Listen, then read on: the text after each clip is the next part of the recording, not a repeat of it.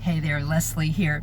Well, today we're going to talk about lacking confidence as you go into the paralegal field. Now, all of us lack confidence when we go in. We're worried, we're scared, we're fearful.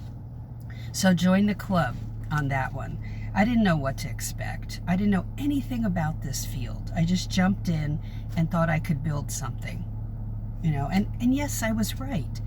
But learn, number one, what do your state's regulations say about how you can get in?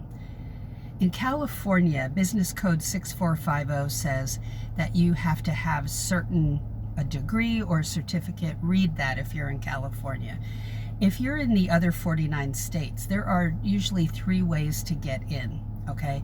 And that's degree, certificate, or none of the above. You can get in with a high school education, but you can't call yourself a paralegal if you go in that way, until you get a certain amount of years of heavy-duty, substantive paralegal work under your belt, okay?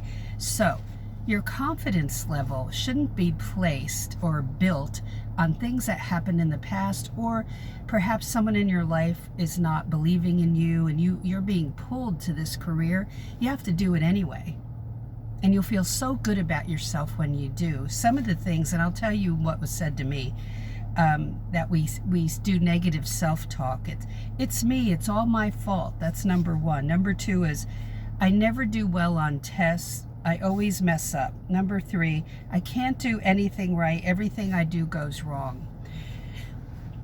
Even if you're not quite 100% believing it, you've got to push yourself forward. I was told, you never finish anything.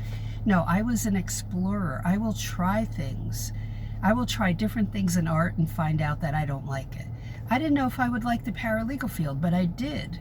That really ministered to the logical side of me, that not perfectionist, but that logical side. So it didn't minister to the creative side, but sometimes it did in solving problems. So let your confidence be bolstered, okay? And talk in a positive way to yourself. You've been given certain gifts that will be used in the paralegal field. So keep going forward. Don't let anything or anybody stop you. Go to paralegalcoffeetalk.com and be sure to get the playbook under the Paralegal Resource Hub, and go to the middle of one of the pages and it will I teach you how to research paralegal duties. These are the things you have to communicate to the attorney. You have to learn some of those duties and then communicate it, and you'll go far.